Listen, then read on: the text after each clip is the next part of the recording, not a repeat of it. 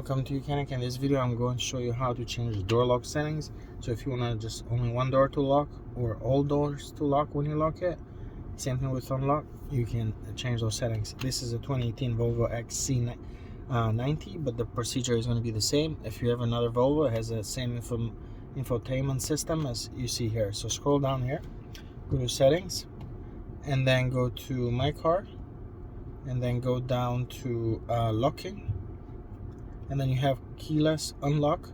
So when you unlock, you want to unlock all the doors at once, or you just want to unlock the driver's door. If you want a driver's door, just select a single door. Remote and interior unlock. So when you use the remote to unlock, same settings, like you want to do all the doors. And then visible locking feedback. So for the lights that will flash, do you want to do it only when it's locking, when it's unlocking, for both, or off? I like to keep it on both, but you can change that. You can just turn that completely off if you like.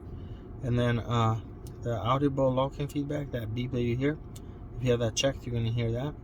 And auto closes sunroof curtain, you can have that to close automatically when you lock the vehicle, so you can set that on like that. And that's it. Thanks for watching Mechanic, where you can be the mechanic.